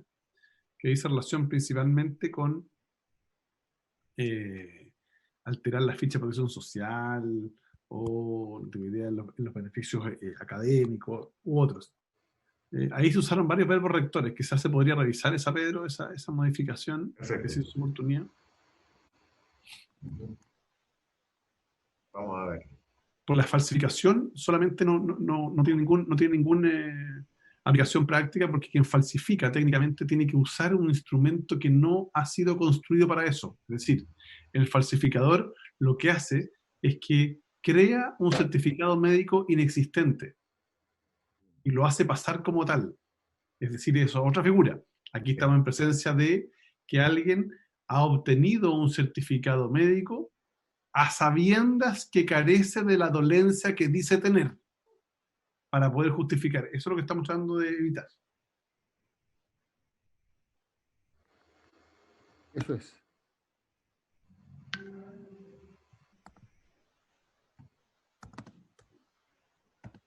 Lo dejamos pendiente, presidente, para buscar los verbos rectores adecuados.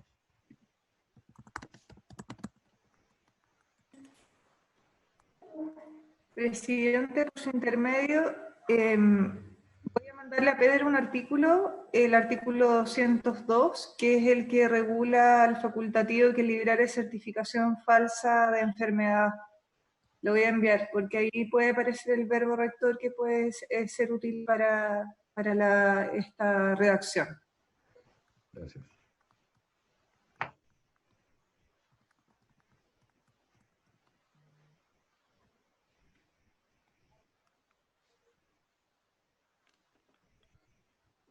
Ya, pasemos entonces, volvamos a lo que está, vamos a tener que volver al otro texto, porque no tenemos lo que viene después.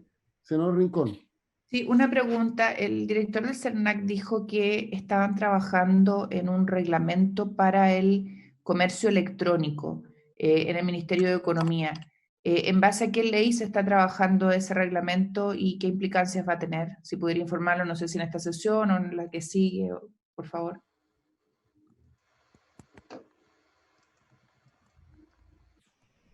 Presidente, por su intermedio. Adelante. Sí, comentar que hay una necesidad normativa desde hace muchos años en nuestra legislación de protección de los derechos de los consumidores en relación al comercio electrónico. Las bases de la regulación están establecidas en la Ley de Protección al Consumidor, básicamente que se le extienden, se le aplican los mismos derechos del consumidor en las compras físicas, ¿cierto?, presenciales, en relación a la contratación a distancia. Es uno de los principios que ha promovido y ha defendido también el CERNAC. Y en concreto, el artículo 62 de la Ley de Protección al Consumidor establece la facultad para dictar normas reglamentarias, en virtud de la facultad de potestad reglamentaria de ejecución, y adicionalmente el artículo 30 de la Ley de Protección al Consumidor hace una referencia también a la información en páginas web, información a través de medios digitales. También se requiere un reglamento para realizar una regulación más específica respecto a los deberes que le asisten a los proveedores que ofrecen servicios, exhiben incluso más amplios, no solamente ofrecen a la venta productos y también ofrecen la prestación de servicios, sino que también los exhiben, o sea, también para los dueños de plataformas digitales, que está establecido por la ley del año 2012, la 20.555, en el artículo 30, inciso tercero, si mal no recuerdo, y adicionalmente la norma del artículo 62 que permite también la regulación en estas materias. Aquí lo interesante, presidente, por su intermedio, es explicar que existe una serie de instituciones que ya están recogidas en la Ley de Protección al Consumidor y que requieren cierta bajada interpretativa o cierto nivel de detalle respecto de cómo esos derechos pueden ser ejercidos por parte de los consumidores en el comercio digital. Básicamente eso es lo que se está estableciendo, eso es parte de una agenda que se ha denominado antiabuso o trato justo, que tiene una etapa, digamos, que se refiere a la protección del consumidor en las plataformas digitales, invocando estas normas. He señalado 2 artículos específicamente, pero hay otros más que hacen referencia a estas facultades reglamentarias, por ejemplo, en materia de precios por unidad de medida. Si uno va a un supermercado, puede ver los productos que cotidianamente se adquieren y se indica abajo del precio cuánto vale el precio por unidad de medida, es decir, por litro, por unidad, y que permite orientar cuando hay distintos formatos de cuál es el más barato. Eso no está exigido actualmente para los proveedores que venden a través de plataformas digitales, como pueden ser los mismos supermercados. No está disponible el precio por unidad de medida, el CERNAC lo ha solicitado, pero una norma reglamentaria de este tipo permite también adecuar las normas que ya existen, que establecen un estándar de protección de los derechos de los consumidores para los proveedores que ofrecen productos a través de las plataformas digitales, marketplace o derechamente exhiben productos por Internet. Eso es, presidente. Muchas gracias. Perfecto. Podría, a ver, lo que pasa es que ya tenemos que ir despachando el texto, entonces, Pedro, podríamos ir a lo que quedó pendiente después del tema que planteó la senadora Rincón. Usted dice avanzar dentro de las materias pendientes de la parte aeronáutica falta el segundo inciso que no hay redacción y el primero quedó igual pendiente, el que revisamos ahora. Sí. Quedó pendiente. Sigamos. El tema del retracto. Entonces deberíamos ver lo que viene después del retracto. Lo que viene después, exacto, porque Jimena Contreras también pidió un tiempo. Perfecto, vamos. Oye, vamos a meter el tema del despacho, ¿no? También, yo creo que Jimena, Sí. yo creo que lo debería considerar el Ejecutivo. Lo vamos a analizar dentro de la propuesta. No va a ser para ahora porque tenemos que revisar un poco más qué es lo que hay a nivel comparado para ver de qué manera podemos fortalecer nuestra legislación.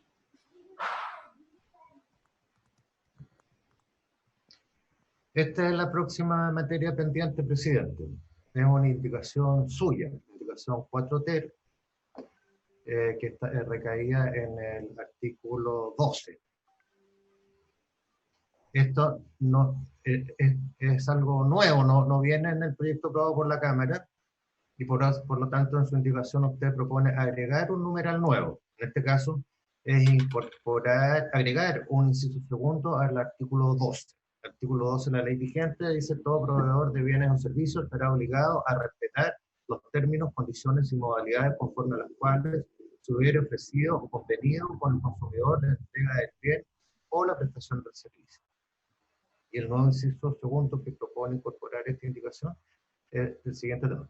En todo caso, el proveedor deberá informar la duración mínima del bien en condiciones previsibles de uso y el plazo durante el cual se obliga a disponer de repuestos y servicio técnico para su reparación, los que no podrán ser inferiores a los plazos establecidos en la ley y ofrecidos por el proveedor. En este punto se ofrece la palabra.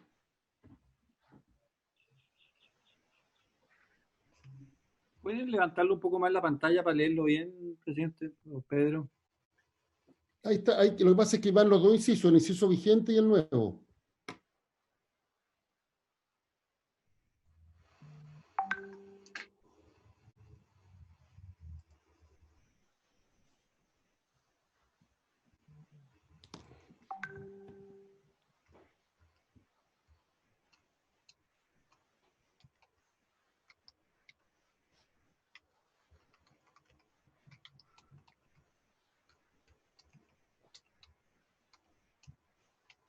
Presidente, por su intermedio. Sí, adelante.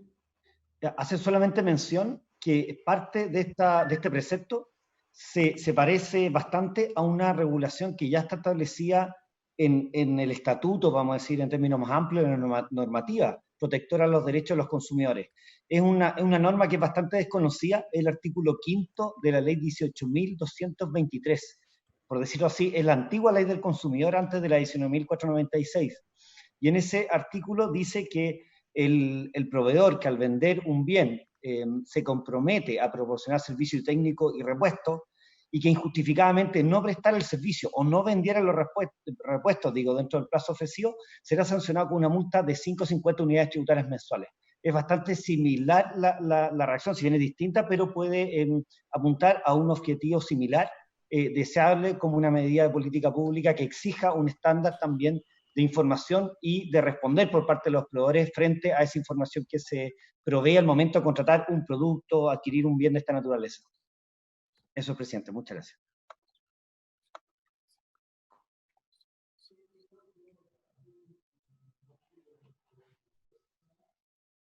Ofrece la palabra.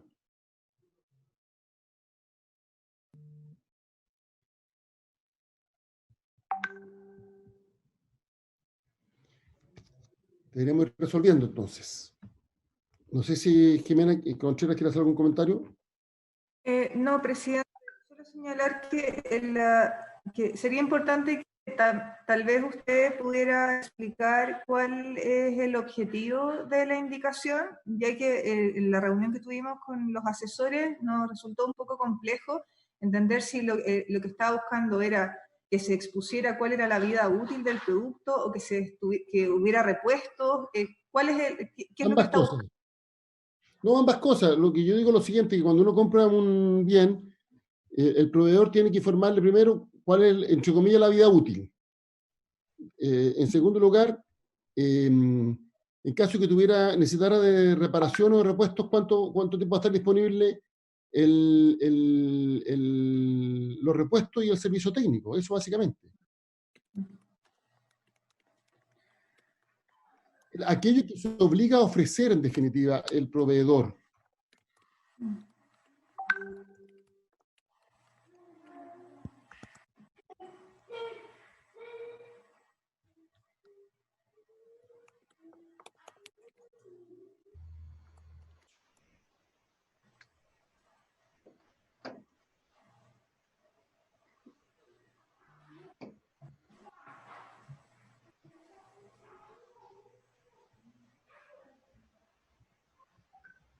Porque este además puede ser un elemento decisivo para que la persona decida o no comprar. Sí, entiendo, presidente. El problema es desde cuándo se cuenta el plazo también.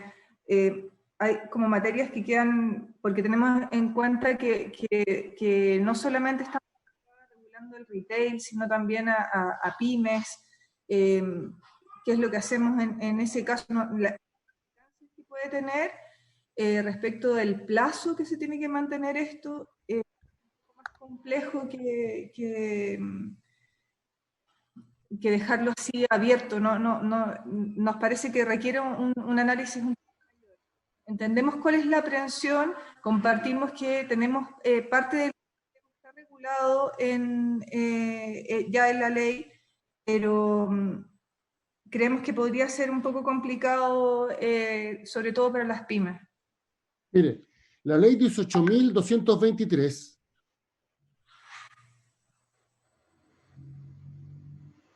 establece normas de protección al consumidor y deroga el decreto ley 280 de 1974.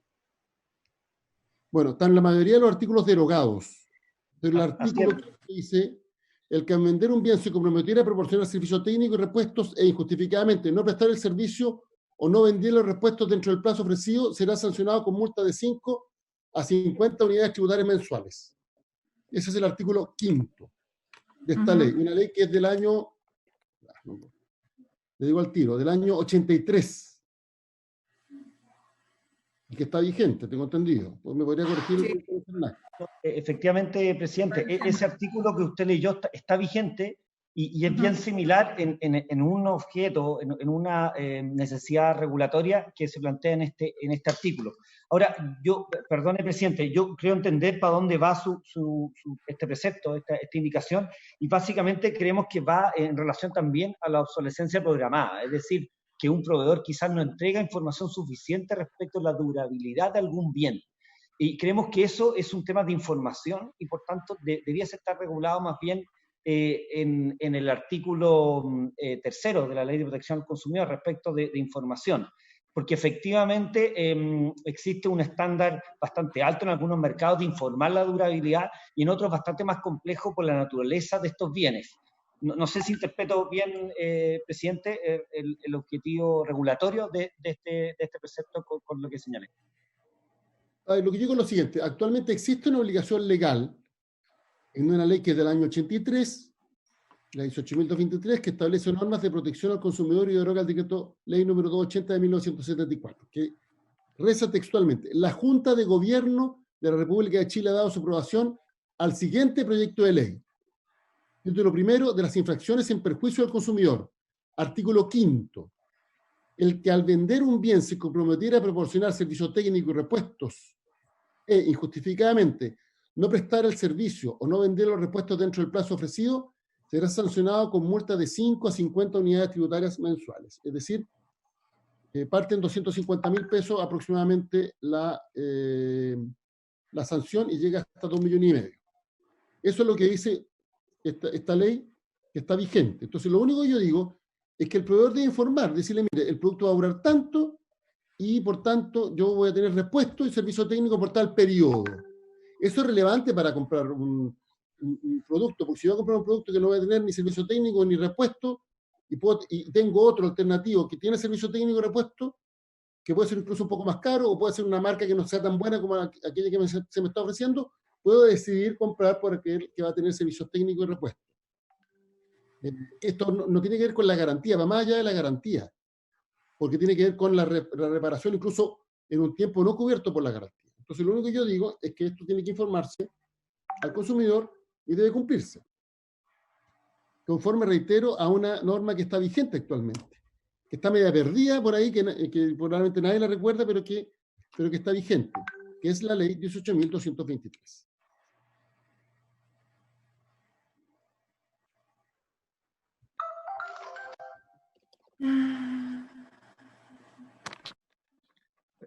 Voy a mandar el texto del artículo por el chat de la comisión para que lo revisen los demás,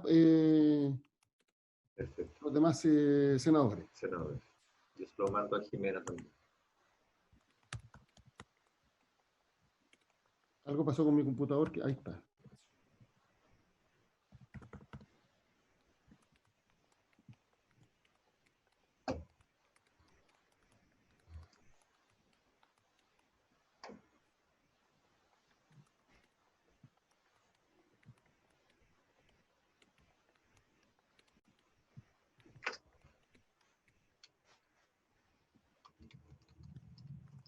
Me ofrece la palabra sobre este punto.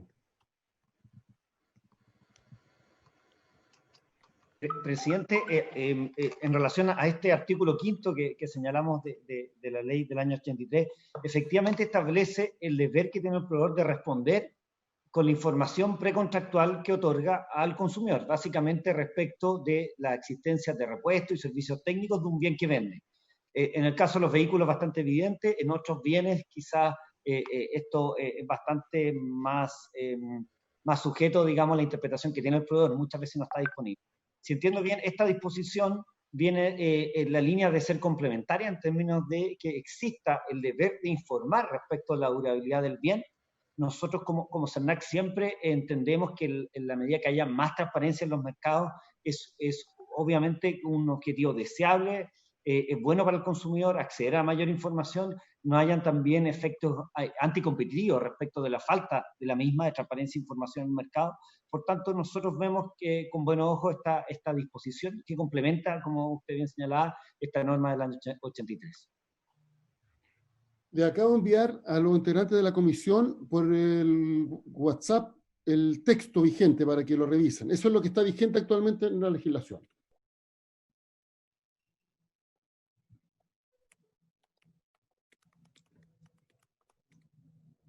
Mira, ¿cuál es mi planteamiento? Muy simple. El inciso primero dice que todo proveedor de bienes o servicios estará obligado a respetar los términos, condiciones y modalidades conforme a las cuales se hubiera ofrecido o convenido con el consumidor la entrega del bien o la prestación del servicio. O sea, debe cumplir las condiciones y modalidades ofrecidas. Y el inciso segundo que propongo agregar, en concordancia con el artículo 5 de la ley que mencionaba, la ley 18.223, lo único que establece es que el proveedor debe informar. ¿Y qué debe informar? Aquello a lo que se compromete, aquello que ofrece. Dentro de lo que ofrece no solo la entrega de un determinado producto, sino que las condiciones, la duración mínima, si es que se utiliza, digamos, adecuadamente. Y el plazo que va a tener repuesto y servicio técnico. Puede decir, mire, no hay ni repuesto ni servicio técnico. No estamos obligando con esto a que, por ejemplo, Falabella tenga un servicio técnico de todo lo que vende. Pero si ofrece servicio técnico y ofrece repuestos por un determinado tiempo, eso debe cumplirlo.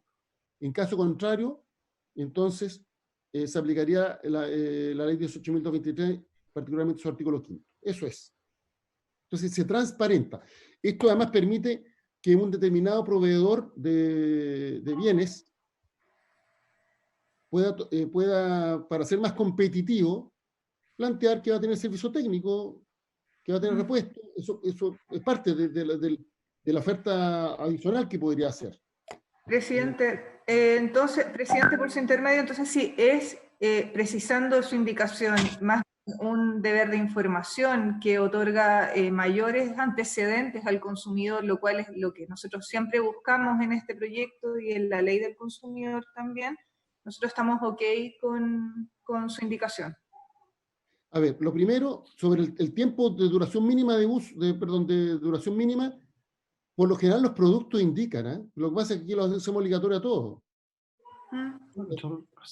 Se señala cuál es el tiempo de duración del producto. Así es. Y obviamente cada proveedor podrá agregar si es que va además a ofrecer repuestos y servicio técnico. Es un deber de información, como usted dice. Está siempre en todo caso obligado a informarlo primero. Y lo segundo, en la medida que lo ofrezca. La duración en condiciones de uso previsible está siempre obligado a informarla. Sí, igual, presidente, es importante que tengamos que queden en la historia que va a implicar probablemente una dificultad, por ejemplo, en el caso de la señora que hace y vende chalecos o del zapatero, establecer cuánto tiempo dura ese producto. Pero como es un deber de información,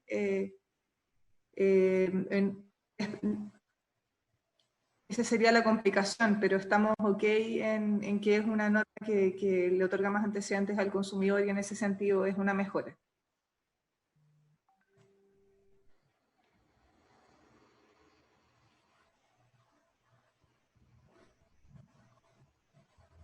Los zapatos depende de cuántos días se los ponga a la semana, así que eso es más relativo. No son un par de zapatos, no duran menos. Pero cuando estamos hablando de, sobre todo, electrodomésticos, estos por regla general vienen con la información. Por eso, pero como es una información que se extiende a todo tipo de productos, tenemos que tener claro que hay situaciones que son un poco excepcionales. Perfecto. Presidente, si me permite, en la misma línea de lo señalado por el Ministerio de Economía y por usted, la ley regula, define y establece ciertos parámetros para la información básica comercial, ¿cierto? La información básica comercial es básicamente cualquier dato, instructivo, antecedente, indicación, dice la ley, que el proveedor debe suministrar obligatoriamente al público, consumidor, obviamente que va a adquirir este bien en el caso en particular que estamos hablando, en cumplimiento de una norma jurídica, y aquí va a estar en el artículo 12.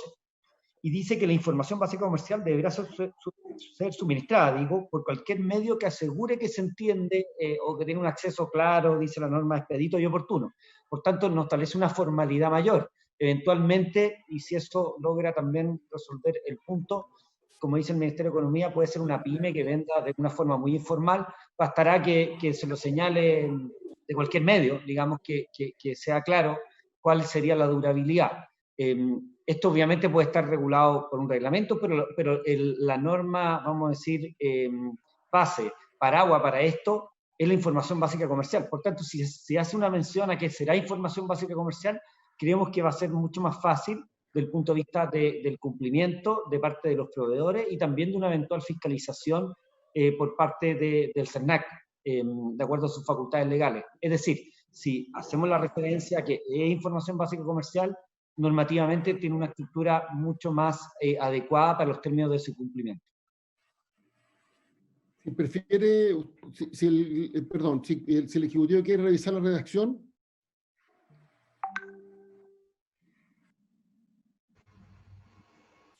Podemos revisarla, presidente.